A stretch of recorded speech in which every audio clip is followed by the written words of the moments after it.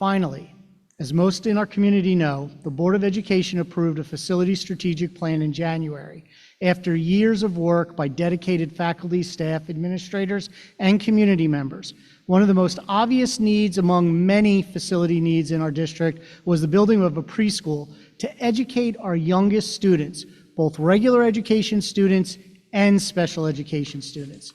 This project and the entire facility strategic plan are bold steps to move our facilities forward for our students, staff, and the whole community. Some of our facilities are well over 100 years old, and we needed a bold move to move us forward and improve them all.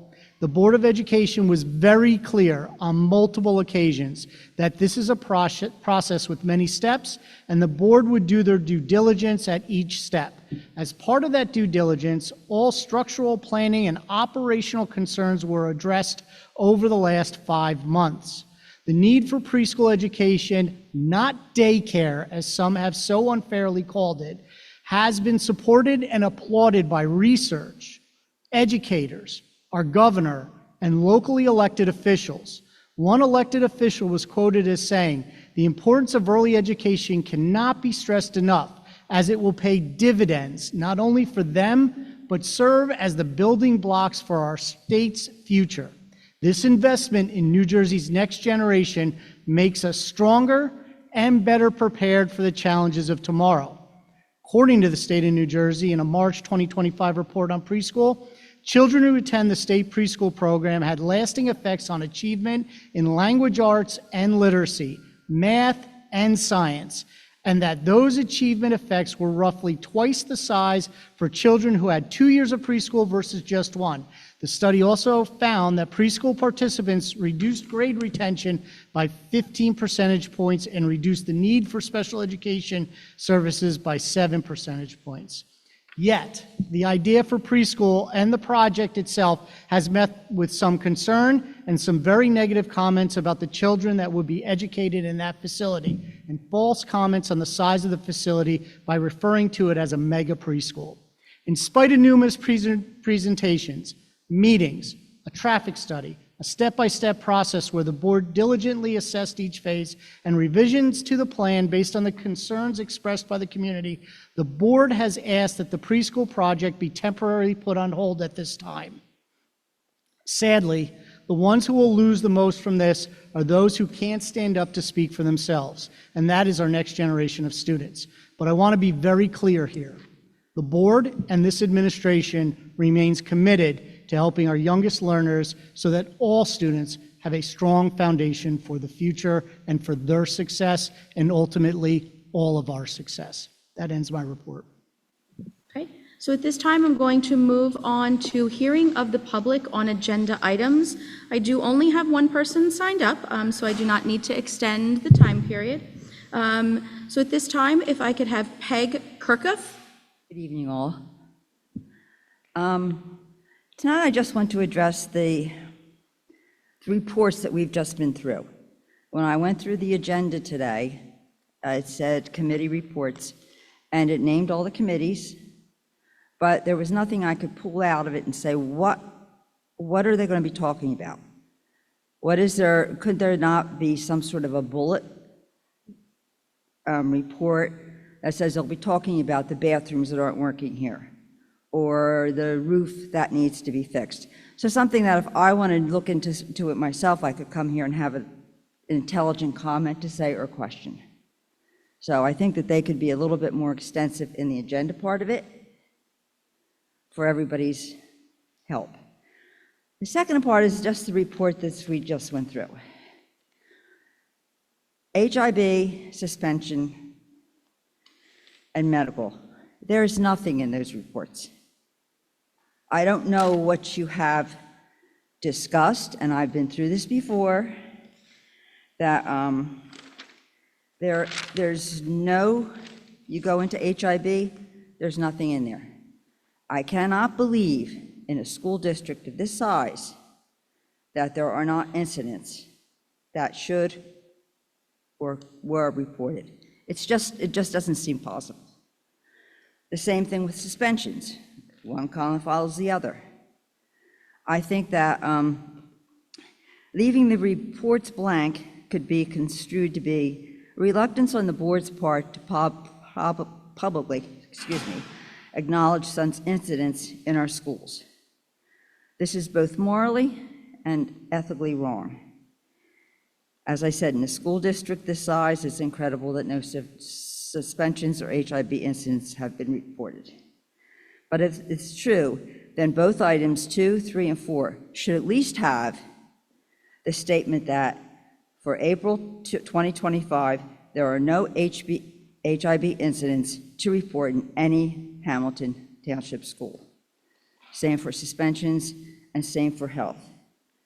At a previous meeting, I brought up the lack of transparency on these issues, and it was emphatically said that reporting of HIB suspension incidents is linked to student confidentiality. Nobody is asking for names. I'm going to say that again. Nobody's asking for names. However, the type of incident, numbers of incidents, resolution regarding the incidents, and the specific school location of the incidents should be included. This would be the transparency the residents of Hamilton and the taxpayers, and of course the parents whose children attend Hamilton schools. They not only should know the atmosphere of the schools which their kids are attending, but they also have the right to know these things. Thank you. Thank you, Ms. Kirkuff. So at this time, I do have 11 individuals signed up for hearing of the public. As we know, we do have a time limit, but every month I do ask the board to extend that time limit. I think it's important to give everybody on the list the opportunity to be able to come and speak. So we have 11 and it's 4 minutes. So I'm asking the board for a motion to extend hearing of the public for all individuals to be able to come up to the microphone. Are we still holding 4 minutes? Second, sorry. Second? Yeah, sorry, Christine. Chatwood? All in favor? Aye. Opposed? Abstained? Motion passes. I thank the board for accommodating. So at this time, we will start with Noah Barnacz, and I apologize if I did not say that correctly. Good evening. My name is Noah Barnacz. I just got a couple questions for the board. Did I hear it correct that you were putting a hold on the project for the preschool at Robinson Elementary School? That's correct. When was that decided? We don't answer questions directly from the public, so if you have questions, you can leave them with our senior staff. Can I ask them now or I have to leave it with them later? You can leave it with them. Leave it later? Okay. Well, I just want to thank you all so much for deciding it. There's a lot of people in the community, not just the neighborhood around Robinson Elementary School, but all throughout Hamilton who, while we do appreciate and agree with the benefits of preschool education, well, that location exactly and the funding means that we have seen approved by the school board are not exactly our all cup of tea. So I want to thank you all for putting a hold on it. And, you know, there's a lot of people who think there's not a whole lot of transparency with the school board. When, you know, people ask questions like the interest rate on the bonds from the county, how much the interest is and how long it takes to get paid back. A lot of people are turned off to the idea from the school when it's not known like that. Or when we decide how the kids are going to be selected on how they get into the school, because there are supposed to be, I believe, around 350 students, but, you know, there are about 900 to 1,000 preschool age kids in Hamilton in any given year. So how we decide that, it's things like that which turn a lot of people off. So I'd like to thank you for your time.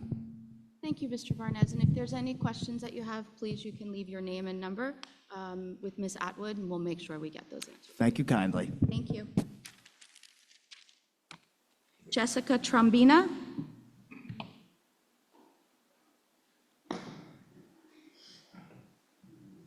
Good evening, and thank you for your public service. My name is Jessica Trombino.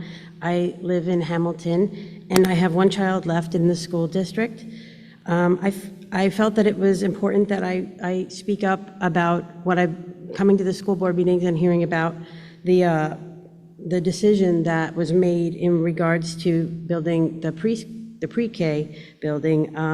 I really feel like it was, it could have been more transparent with the community. I know so many people that don't know anything about it, but the only reason I do is because I come to the school board meetings. And of course, I love that there's preschool education, but I think that there are some really important special supervision that needs to happen for 3 and 4-year-olds. They need safe accessibility, plenty of outdoor space, and I saw the plans, but I know that you're taking up quite a bit of this space that you've already mapped out, but also up and down stairs. I mean, that's, you know, kids, babies like that it's hard for them to go up and down stairs, and they would need special, like, staff, I feel like, to be going up and down stairs. And also the bus systems for 3 and 4-year-olds. I think that's, I mean, I think that if there were preschools, I feel like it should be in each neighborhood, because that way there's accessibility to walk to the schools. And also, I feel like the whole process was really just rushed through. It really didn't get any community input, and I felt like we could have had like town hall meeting or something to kind of get a survey maybe and have people more involved. And I really appreciate what you all do, don't get me wrong, but I really think that it affects the community directly. And also the cost, it's like, I mean, I understand where the monies are coming from, and I think that's awesome that there's a grant and that Mercer will match those funds and then some, but I don't think that there was a whole lot of transparency in regards to it, and I think that there's some more questions even in regards to it. But also, I think that I was reading that there are still some teacher shortages, and we have aging buildings, and unfortunately, there's a lot more, like, it seems like special education is growing, and we need more resources for that. So I really think that the decision that has been made is just been so expedited. But also, I wanted to point out that we are in a gubernatorial race right now, and I know we're going to be getting a change of governor soon, and who knows what resources that and what new grants and opportunities will be presented to us in the next 4 years. So I was hoping that maybe we could, you know, slow down this whole process and maybe see, you know, if there's a better opportunity or something that we could talk about as a town maybe and have better perspectives. Also, since I have just a couple more seconds, I just wanted to mention that I heard some talk about that there's a possibility of the school district, I think it's called grade banding, making kids leave their neighborhoods and going to assigned schools that are for specific grade levels. And I really would love it if you guys would consider having a town hall and maybe a community survey or something where the community can get involved and really there'll be where we can actually have dialogue and questions be answered in regards to the change in our neighborhoods, because we really love that our kids are within the neighborhoods that they go to the schools in. And I wanted to thank you for your time, and have a good night. Thank you. John Muka?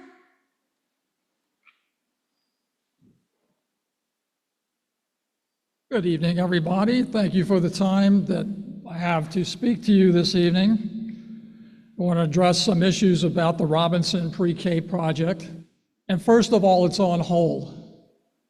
Nobody knows what that means. How long is it going to be on hold? What's the situation? What are we going to do next? You know, we're always being characterized as people that don't understand the value of pre-K. Well, I think it's very disingenuous, because we all realize that there is value in that, and we don't want to stop pre-K in Hamilton, and we don't want to put it on hold either. We want to have a discussion about the best way to do it here. And I'm afraid when you look at the map of the Robinson school site and you put that building on it, it does seem like a mega pre-K. And it feels that way to the people in the neighborhood. And since it's 3 to 5 times bigger than any other pre-K operation in our little community of Hamilton, it's not a bad thing to say that it is a mega pre-K. Now, I would clear up a little bit of economic education here. So I've been asking about how much is the interest that we're going to be due on $18 million of bonds. And, you know, again, we get half of the story and then we're supposed to go away. Well, of course, we don't know what the interest rate is going to be when the bonds are finally placed. But when they do get placed, it's going to be astronomical. Because right now, the interest rate is 3.59%. And when you take $18 million of bonds, you are going to be responsible for $640,000 worth of interest every year that those bonds are outstanding. So that adds up to, over 10 years, $6.4 million of interest. So that's over half of what the state is going to give us as part of building that building. So we should take that into consideration. And similarly, if you borrow money on bonds for the pool project, well, that's $4 million worth of interest. Now, you know, I understand that we don't want to raise taxes, but we're willing to spend $6 million of interest and more or less throw it away, just so we don't have to ask the permission of the taxpayers to spend money for these projects. So I think it's time we own up to this. We put it as a referendum, which is probably what it should be. These discussions belong in a town hall style meeting where we can have back and forth and not have some silly rules about not answering questions as they occur when we're talking about strategy. Thank you. Carolyn Kaschak.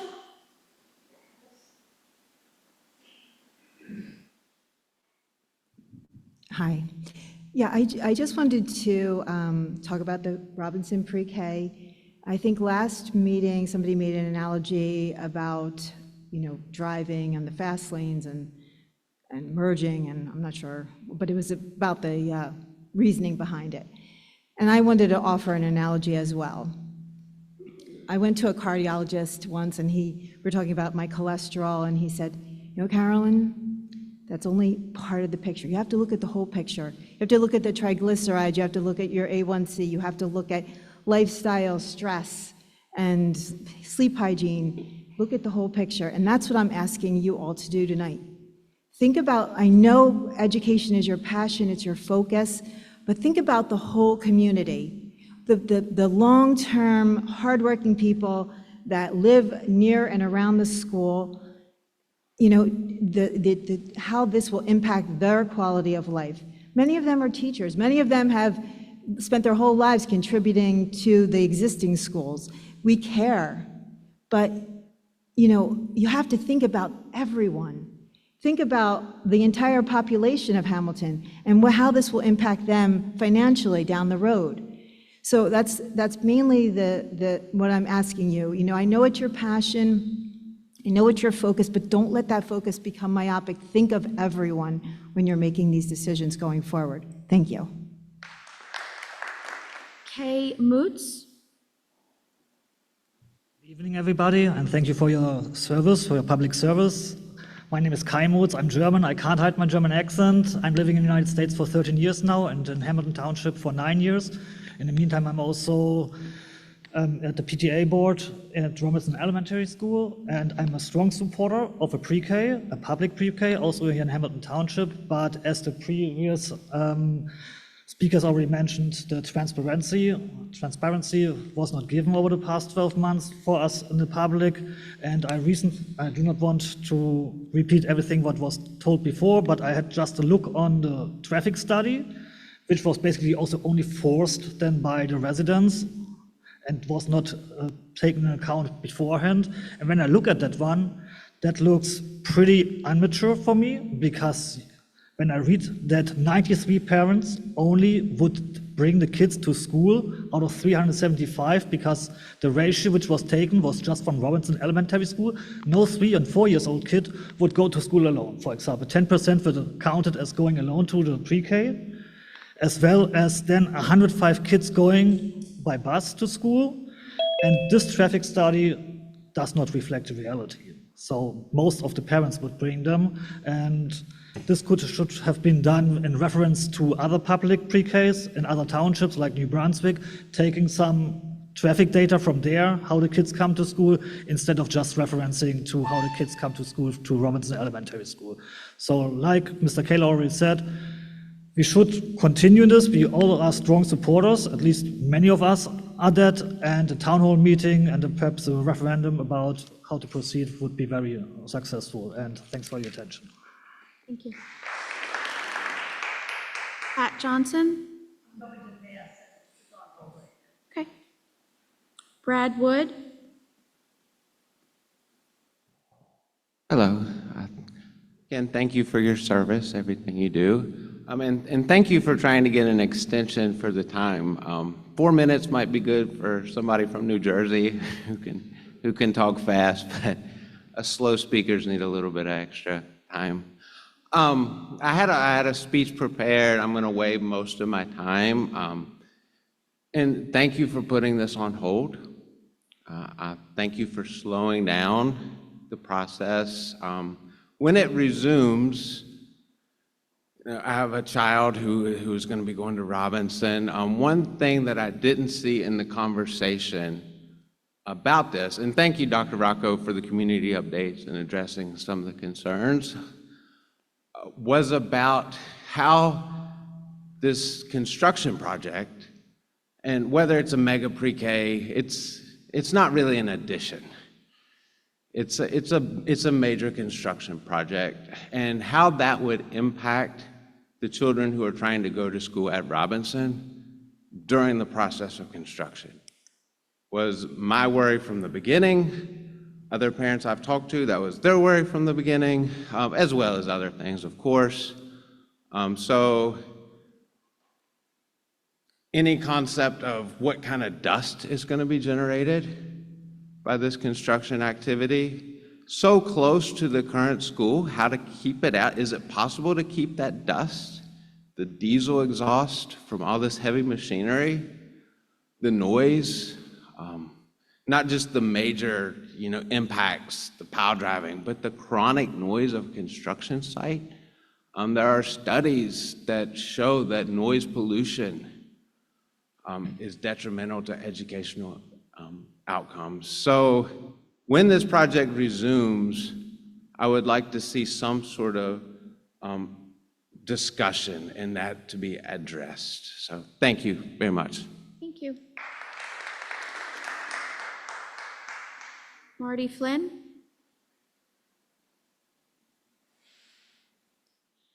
Thank you, Madam President, Dr. Rocco, administrators, board members. Congratulations to all the teachers that you honored today. We all know that teachers are the backbone of the district, so congratulations to them. Congratulations to the new administrators. Good job, good luck. I'm here as a lifelong Hamilton resident. I grew up one block from Robinson School on Copperfield Drive. And I felt compelled to speak because we met with a group of people last week, over 100. And I'm just wondering where you're getting all the negative feedback from people, because those 100 or so people really did not have a lot of negative things to say concerning the pre-K portion of it. Most of their concern was certainly information, a lack thereof, and transparency. Everyone that I've talked to, and most of the people who are here tonight, understand how important pre-K is. All the data indicates that, the earlier you start, the better children are.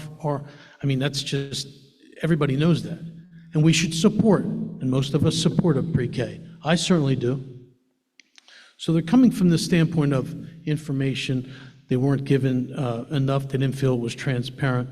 My motivation here tonight is really to see if maybe we can push it in a direction I didn't know was going to be held up but maybe push it into the direction of a collaborative effort of parents and neighbors of Robinson, school and district-wide residents that maintains our neighborhood school concept that I believe can be accomplished while being honest, forthright, and transparent.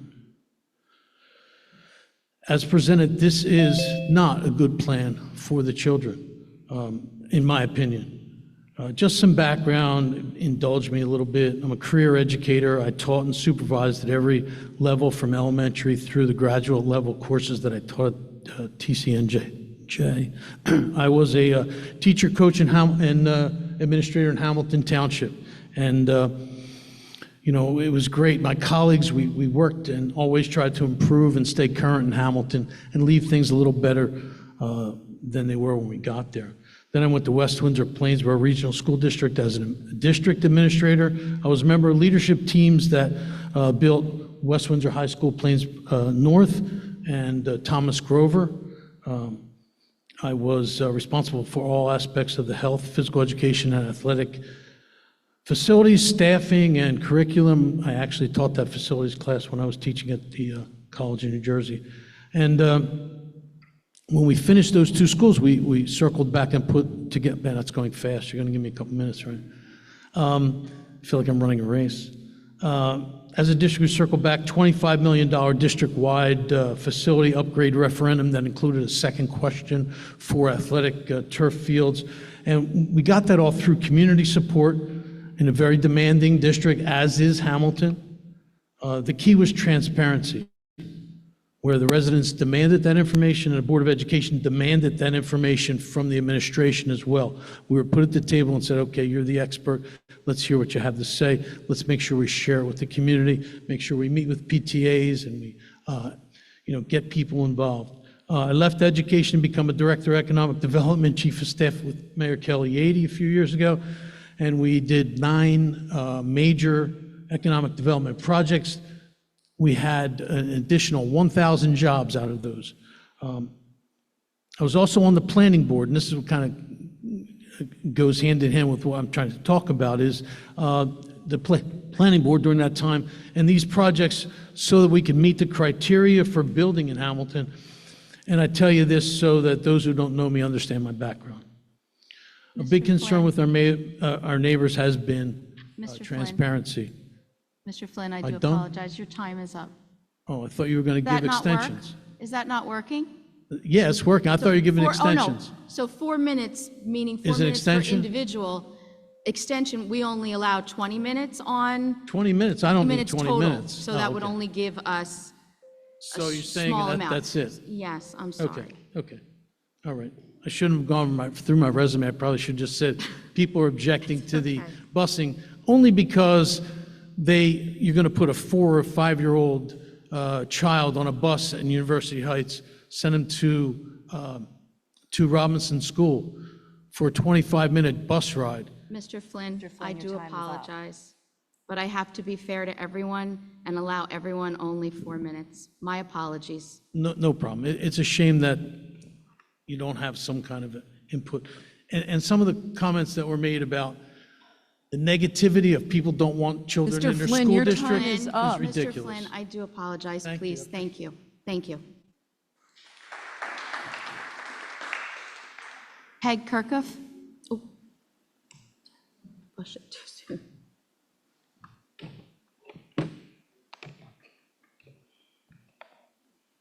Good evening again. Okay, I think that for some of you who have not been at school board meetings before, welcome to the non-answerable questions, or the questions that won't be answered at this meeting. Meetings are supposed to be back and forth. This meeting is not back and forth. This format is not back and forth. As several people have suggested, a town hall format where these people who are by this school and other residents of Hamilton have a right to an input as to what is happening with our children. A lot of us have been portrayed as people that don't like preschools, that we're against it. that we have some sort of other agenda. Some members more specifically stating that than others. That's not true.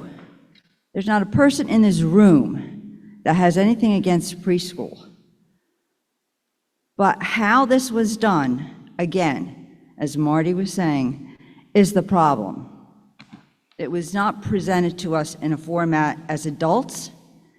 It was told to us as if we were the children. This is what's going to happen. We have been reviewing it. We've decided that this is what's best, and here you go.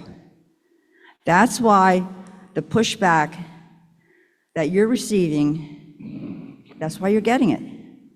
Because we didn't have any way to push back during the process of deciding what's going on.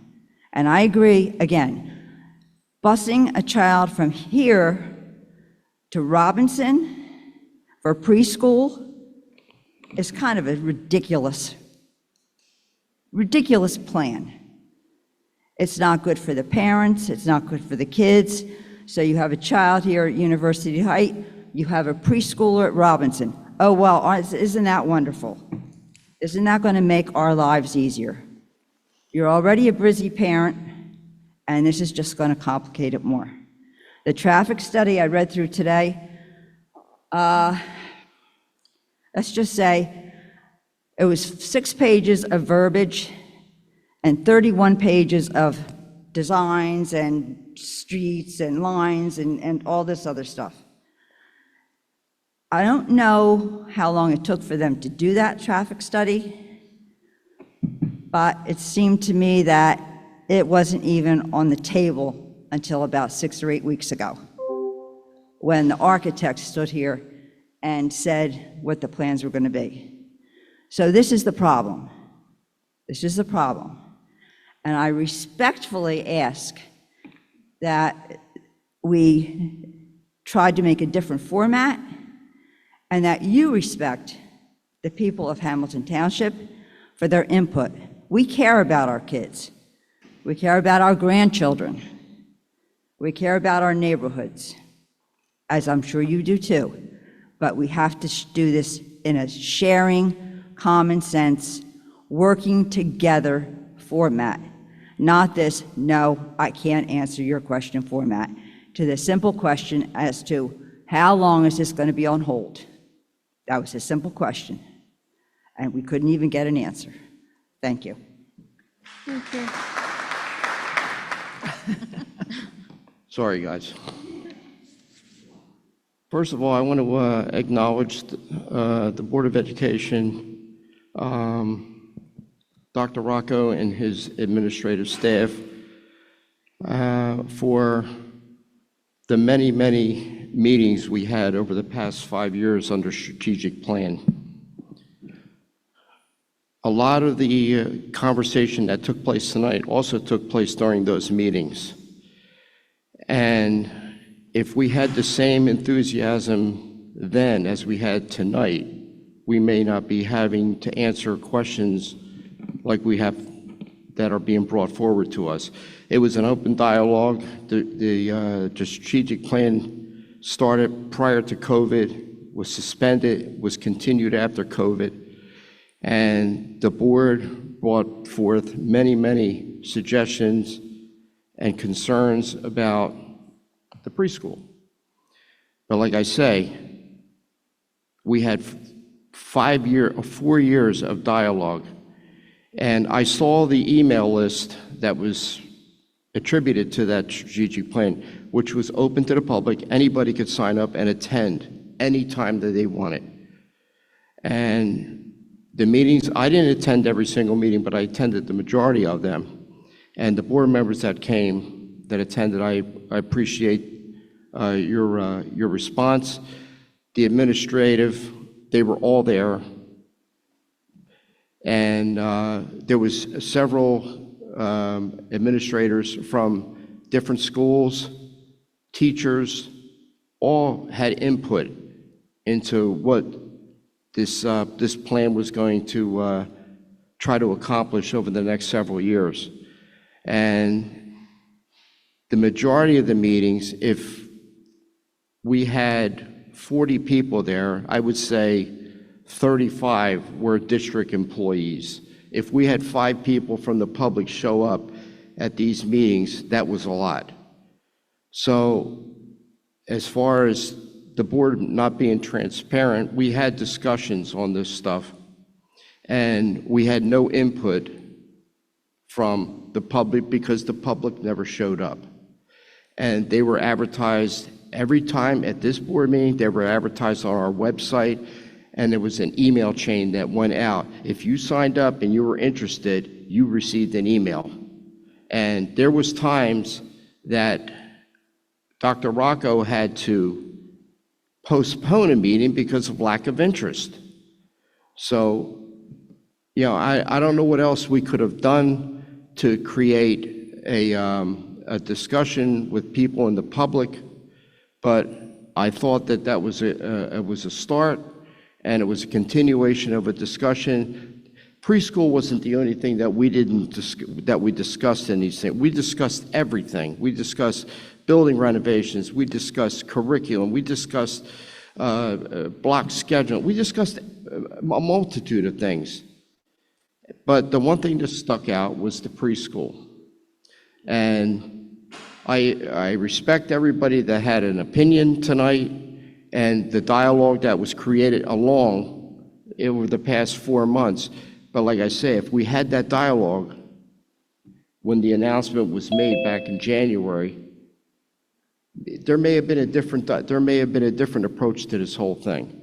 So hopefully we can get more interest in the future. As far as putting a hold on it, there was just, like I said, there was a lot of board members that had a lot of questions, and it was brought up. There was just too many questions that were unanswered, and that's why it was put on hold. So once we get our questions answered, keep submitting your concerns, and then you know, maybe we can start the dialogue again publicly like we have in the past 4 years, right after COVID. So. Can I dovetail off of Mr. Kanka? Mr. Kanka, we also had a meeting with the architect. There was no time limit on that meeting. That's correct. Anybody could have come, they could have asked questions of Dr. Rocco, of the architect, the plans were there. We could have had a huge dialogue there. It could have been a town hall. Nothing prevents people from asking questions when Dr. Rocco brings in the architects of the project, the pictures of the project. They stood in the front of the room. There were no questions. Nothing. There was nothing. There was no participation, and there was no questions. So I just want to thank the board for their input and their hard work, because I was part of, you know, we were all part of those discussions. I had questions for the administration. They were answered.